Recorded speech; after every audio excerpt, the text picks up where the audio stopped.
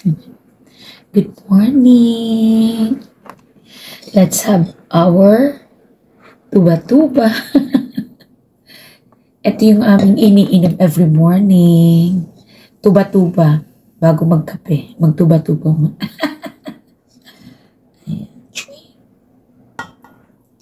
Ay, nag-uulula siya.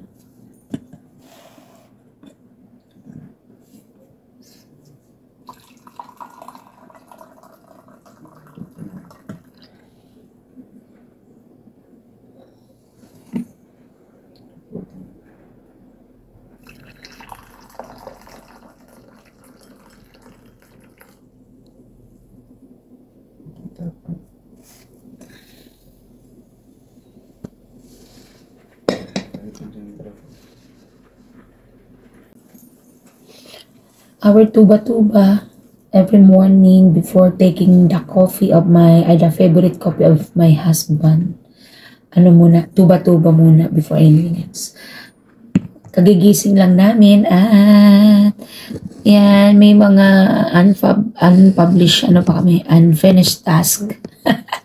Kalahati na ng bakasyon pero may mga unfinished task pa din kami na hindi nagagawa. Ako may isa pa at yun ang aim ko ngayon, ang magawa ko siya ngayon. Pero bago yan, isa sa aking pamantayan sa buhay, ang sulat ni Bo Sanchez. Ayan, you can make your life beautiful. Tsaka ito pa, lagi kong binabasa. Ito ay binigay sa akin o pinahiram sa akin ni kapatid na Joy Pastor. Ayan, sulat ni Ed Lapis. Peace, ang sikreto ng tahimik na buhay.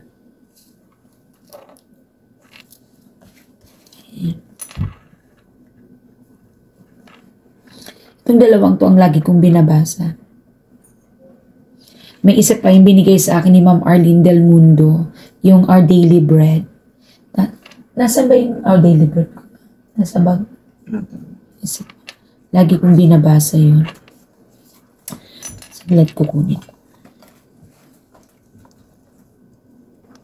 Kung pirang items yung tigtas sa first lady.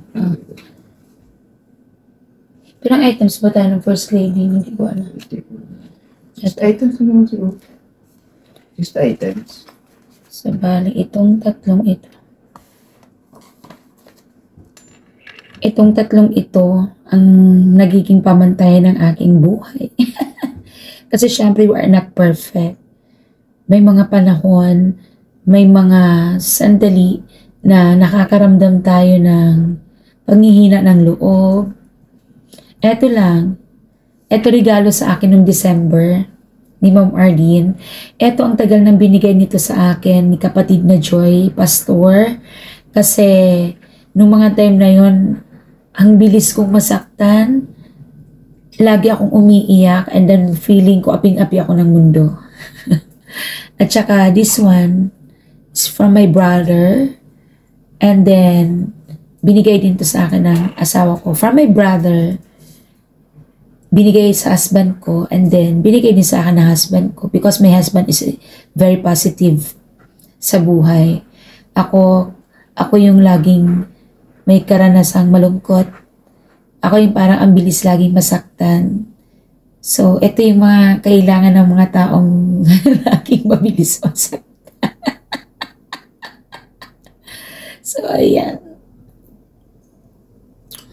Ang laking tulong, ang laking nagagawa nito every time na I'm not at peace. Maraming bumabagabag. I always consult this book. So, ayan. And then may isi-share na naman ulit ako sa inyo ito. How can we have peace with ourselves?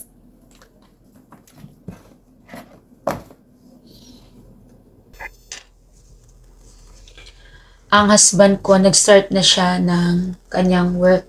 Tinatapos niya yung kanyang RPMS, although suspended, pero hindi, syempre, baka bigla ang ipagawa ulit. So, kinakailangan handa. Sila kasi ay June 20 ang submission. Kami ay July 12. So, kinakailangang matapos. At kahit suspended, kinakailangan gawin para anytime na hingiin, may maibibigay. So, ayan.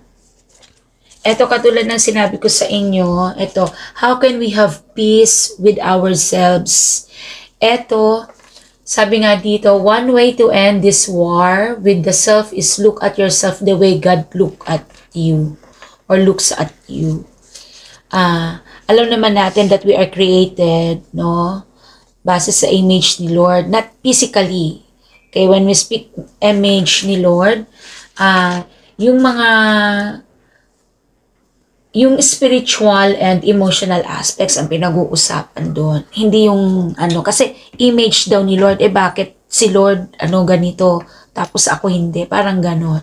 When we speak image ni Lord, yung spiritually and emotionally acquire mo sa Kanya, baga ganon. So, eto, binasa ko ulit ito. How can we have peace with ourselves? Eto yung sabi ni Ed Lapis. Kaya laging sa mga post ko, may Ed Lapis. No, kasi inspiration ko siya. Kung hindi si Bo Sanchez, si Ed Lapis. So, gaano karami sa atin once in a while ay dinadapuan ng ganitong thoughts? Di ba ganyan tayo lagi? We are unhappy. Hindi lang ako yon.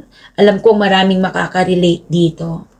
No, we are discontented kasi with ourselves.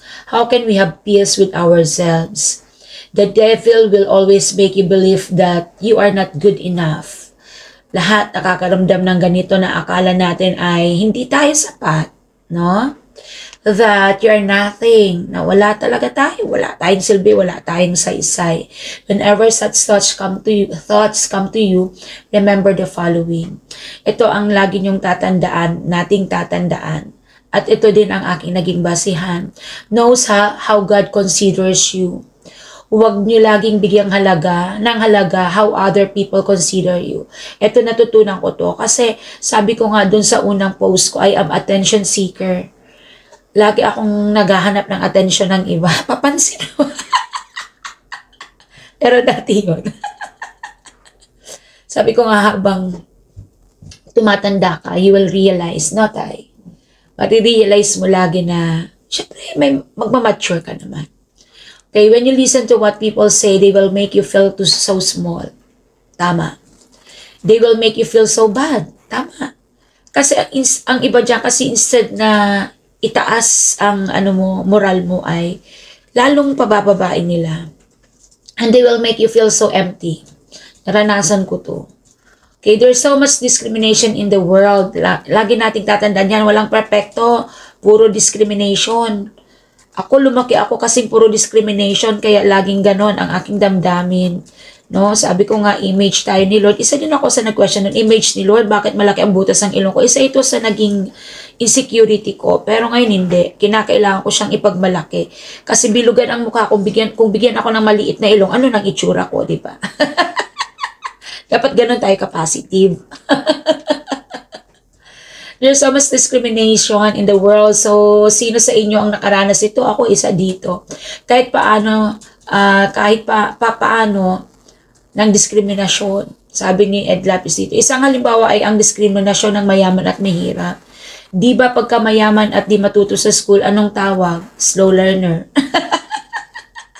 Kung ranas ko to, may isa akong teacher na nagsabi kasi ang mga kapatid ko laging valedictorian, no? First honorable mention, lagi silang nababanggit at lagi silang umaakit sa stage. Ako hindi. Kung wala pang mga most, mga industrious, loyalty, wala akong award. Pero hindi naman ako bobo. May alam din naman ako. Kaso, syempre, iba-iba nga ang talentong meron ang tao. Pero pag mahirap, bobo. Diba? Pagka mayaman ka, ang tawag sa'yo slow learner. Pagka mahirap ka, tawag sa'yo bobo. Diba ganoon talaga? Maski sa terminologies ay laging may advantage ang may pera. Tama. Uy, may hugot. Wala. Pagka ang mayaman ay underweight, slim. Pagka mahirap, payatot. Diba? Pagka ang mayaman ay dark skin, morena, exotica. Pagka mahirap, baluga. negra. You feel this kind of discrimination. Pag mayaman at may kung ano-ano sa balat, ang tawag ay allergy. Pero pag mahirap, galis. Nagkakagalis ba ang mayaman? Hindi. Laging allergy, di ba? Hindi nagkakahika ang mayaman. Ang tawag doon ay allergic sa pollen. Siguro nararamdaman ninyo bakit ganoon kung minsan sa school ay may mga bida kang kaklase. Kasi ang nanay ay nagdo-donate ng kung ano-ano. Lagi siyang honor student. Ito ay uso dati, pero ngayon hindi na. Parang masasabi kong hindi na. Ngayong teacher ako, walang ganun. Hindi ka uso o project ngayon eh. Lagi siyang honor student. Such things make you feel bad. When you look at the way people look at you, you feel bad. One way to end this war with the self is look at yourself the way God looks at you. Lagi nating iisipin, hindi lang kayo, ako din mismo, kasi ako'y nakaranas nito. Ngayon na lang naman nabago ang perspektibo ko sa buhay. No, how does God look at you always? Let me give 8 reasons why you can give peace with yourself based on the fact that you were made in God's image. Whenever you feel bad about yourself, just remember these reasons why you should be happy about yourself. Sabi ni Ed Lapis. Okay, kasi from the Genesis 1:26, then God said, let us make man in our image, in our likeness, and let them rule over the face of the sea and the birds of the air and the livestock and over all the earth and over all the creatures that move along the ground. Unang tip ni Ed Lapis is you are made in God's image. Katulad ng sinabi ko nga kanina, hindi image yung mukha ni Lord, kung hindi in spiritual, no, and emotional. You are made in God's image, hindi physical ang sinabi dito ni God. Ang kanyang sinasabi dito is the personality, the capacity to be great, the capacity to be holy, and then the capacity to rule. And number 2, you are made to rule over God's creation. Okay? And number 3, you are fearfully and wonderfully made. Kasi hindi talaga gumawa ang Diyos ang pangit. Kahit na pangit na tayo sa itsura natin, ang tayo nga may itsura. Tao ka kaya. So ito, walang nilalang ang Diyos, yun na lang ang naging pamantayan ko kahit malaki ang butas ng ilong ko. Okay? Hindi gumawa ang Diyos ang pangit. We are all beautiful. Nilikha tayo ni Lord in different ways ang pagiging maganda, di ba? Hindi gumawa ang Diyos ng rubbish. Okay? Number 4, you are known intimately by God. Sabi nga ng Psalmist, hindi pa man ako nabubuo, nandun pa lang ako in the depths of my mother's womb. You already know me. You have already seen my unformed body. God knows you more than you know yourself. Di ba kung minsan natutuwa ka at kilala ko ka, nung sikat sa school, kilala ka ng mayor o governor. Eh kung kilala ka ng Diyos, ay dapat kang matuwa. God knows you very, very well. Tama. Ang Diyos lang lagi ang ating pamantayan para hindi tayo malungkot. Pero huwag natin sabihin hindi tayo nalulungkot. Ako nga laging ganun dati. Pero ngayon, nung nagkasakit ako, sabi ko nga, tama ang asawa ko, tama ang kapatid ko, tama ang mga magulang ko, tama ang mga taong totoong nagmamahal at nagpapalaga sa akin. Na bakit ako papaapekto sa lagi sinasabi ng iba? Tuloy, nagkasakit ako. Lagi akong nasasaktan. Umiyak ako ng 3 araw. Hindi ako makatulog kasi sobrang sakit nang ibinigay sa akin, nagdulot sa akin ng sobrang sakit yun. And then maliban sa aking pamilya, sa aking asawa, I have only one friend, Ma'am Joji. Hi, si Tita Joji na tinatawag ko na parang siya yung naging kausap ko. Parang tinalikuran ko lahat ng mga kaibigan ko. Hindi kasama yung mga kaibigan ko nung high school, wala kaming issue nun. Yun, hindi ako pinabayaan ni Ma'am Joji.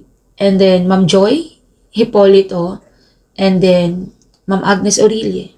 Parang sa dami kong kaibigan, sila lang yung physically and then presenting nakita ko. And then, one of our school principal, si Ma'am Gina. Hindi ko nakakalimutan, kahit na bumalik na ng ganito ang aking katawan ulit ngayon, hindi ko nakalimutan ang kanilang mga nagawang tulong sa akin. And then, si Pastor, yung mga dasal nila para mapalakas ko ang aking sarili, ang aking loob. Basta, sabi ko nga hindi tayo mabubuhay nang wala sila. Siyempre, maliban sa aking mga magulang ang aking biyanan, si Mama Da, and then si Papa. And the number 5, your days or life on earth are already ordained and designed by God even before you were born. Hindi ibig sabihin na robot tayo. May script ang buhay na gagawin natin. Yun dahil utos ng Diyos. Kundi may magandang plano ang Diyos para sa ating buhay. Kaya nga sabi nga is, wag tayong laging mapag-alala. Ako kasi ganun. Lagi ako mapag-alala. Lagi kong iniisip kung ano ang darating sa kinabukasan. Pero dapat pala hindi ganon. Kasi may nabasa rin ako dito sa mga isinulat ni Ed Lapis na ang ibon nga nabubuhay sa parang na umaasa lang sa kung anong biyaya meron ng Diyos. Di ba? Pero wag naman nating maging basehan yun na para maging tamad tayo. Kinakailangan nating kumilos. Okay po. Gaano karami kaya sa atin ang nagsasabing, alam ko na ang plano ko sa buhay ko. I know what to do with my life 10, 20, 30, or 40 years from now. Alam na nyo, alam na ng Diyos kung anong dapat mangyayari sa atin. No, dahil may plano ang Diyos. Kung baka nakasulat na sa palad natin, no, kung ano ang plano ng Diyos sa atin. Kaya yung mga nangyayari sa atin is design na yun sa buhay natin. Ganun na talagang nakatalaga sa atin. No, wag na tayong masyadong mapagtanong pa. So, yun na talaga. And then, number 5 yun. Yung number 6 ay, sabi ni Ed Lapis dito ay, you should be happy with yourself because God cares for you.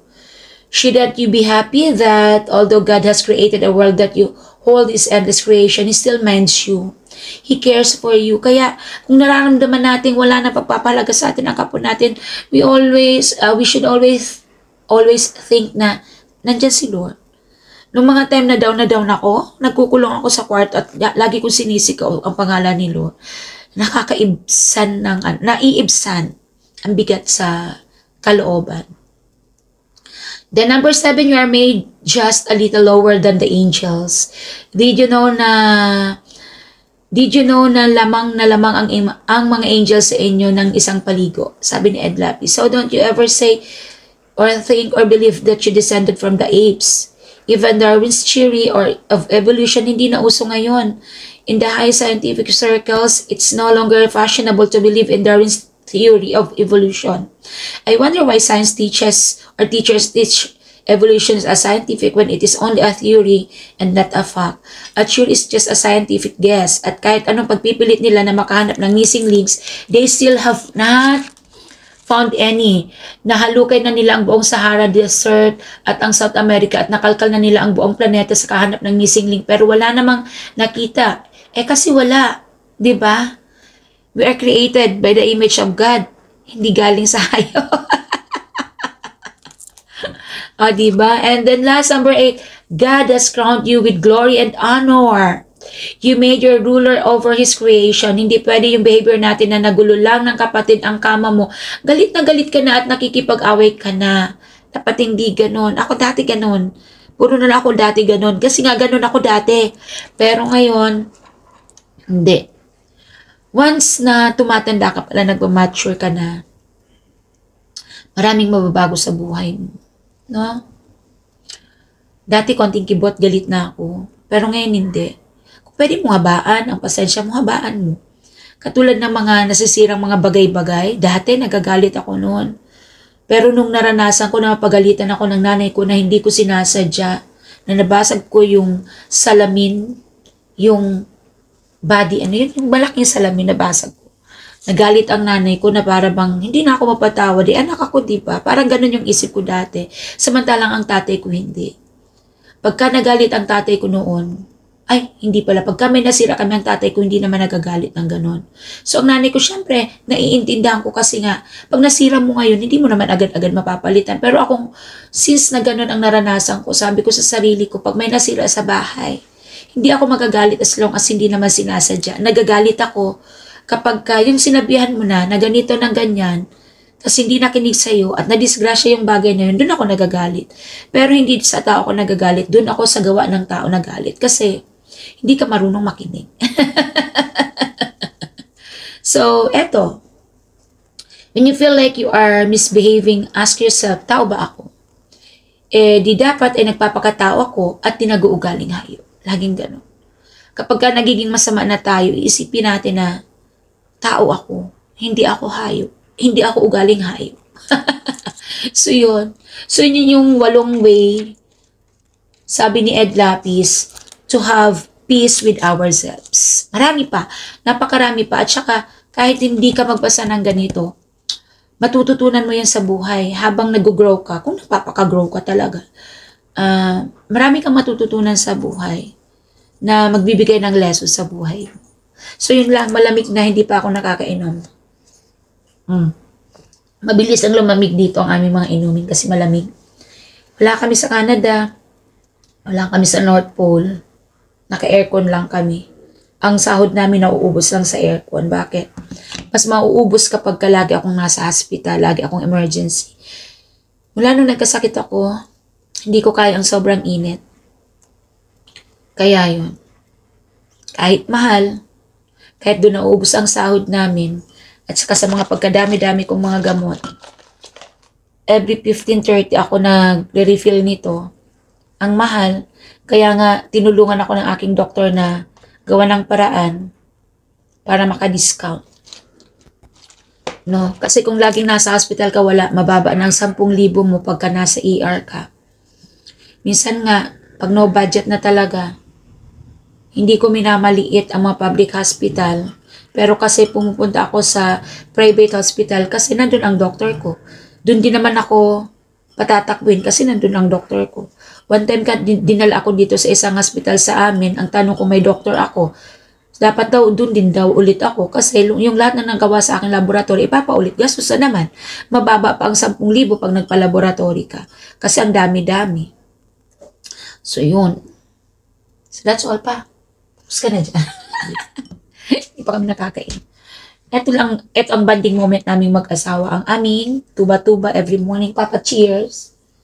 Ubus sa akin. Ay, ubos sa kay tatay, pero ngayon ako na dyan. Bye. Papa, bye.